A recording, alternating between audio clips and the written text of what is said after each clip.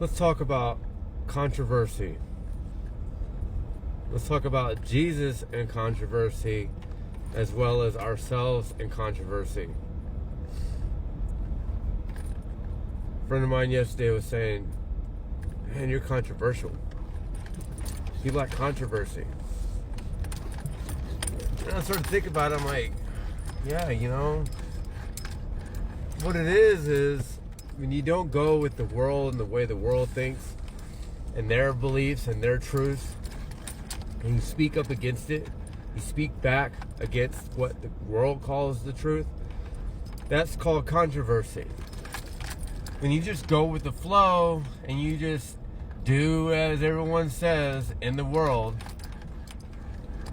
then you're not causing any controversy. You're making everybody happy. Really, you're not making yourself happy, because deep down inside, you know that you probably should speak up and say something, but we just happen to lack the courage to be able to say something, or we don't know how to say what it is that we want to say. And that's the thing about when you're coming closer to Christ, to God, the farther away from the world you're going to go, the more controversy you're going to set off. Did Jesus cause controversy? He sure in the heck did.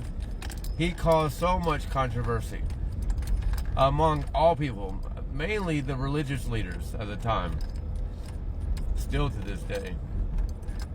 Did he want to cause controversy, or did he need to cause controversy?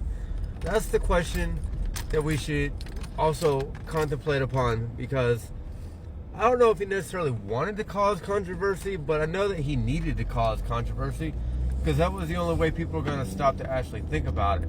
And it's a way of planting the seed. When you're speaking the truth, you're speaking the truth, and you're planting that seed.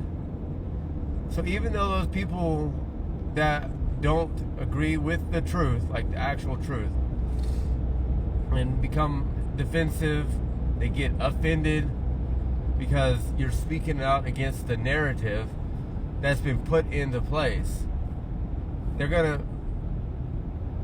then you're gonna have other people who are gonna gang up on you that agree with that one person or those several people in regards to that narrative.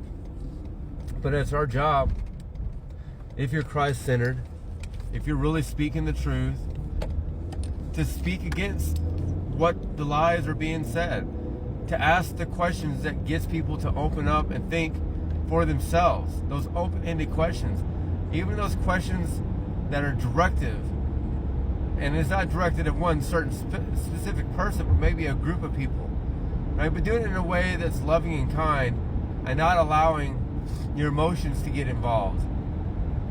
Because a lot of times controversy comes from when someone is stepping on our toes, hurting our pride, bruising our ego. That's when controversy would arise.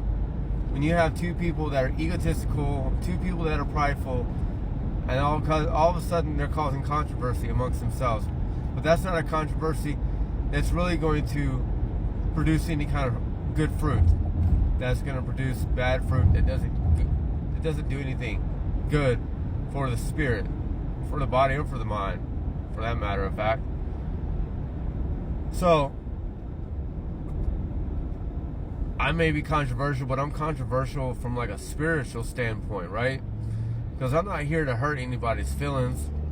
I'm not here to bruise someone's ego or hurt their pride with that intention. If that happens, it's not my fault that someone's ego and pride was hurt and bruised. Maybe that's the time to look in the mirror at ourselves and have a little bit of humility, and then have a little bit of courage to be able to correct those actions in our lives. I don't see controversy as necessarily a bad thing, as long as it's being done in a righteous manner, meaning you're speaking the truth. You can call me out. If there's something I'm not doing right, call me out.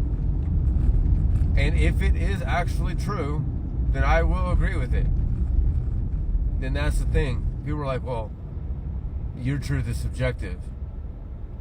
Well, no, I will admit to the truth if it is the truth. But a lot of people will like to throw attacks at people because they are hurt and they are offended and they are defending their own pride, their own ego. So they throw out these attacks at that individual or at me. And then we have to realize that, so we don't attack back, right? We have to realize that it's not us, it's something that they're having to deal with, right? So just go in love, speak the truth, ask the Holy Spirit for the truth, for guidance, for discernment. Ask for courage, because we need to speak up when things we know are not right and we just are complacent. We walk by, we put our head down, we look the other way, we tune it out. That's not the right thing to do. The right thing to do is have courage and stand up in the face of adversity.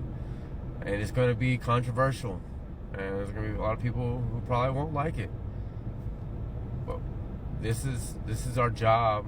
This is one of our jobs as Christians. And then to know how Jesus Christ handles controversy. He handled it with love, kindness, and he is persistent and consistent, but with love and with faith, with patience, with kindness.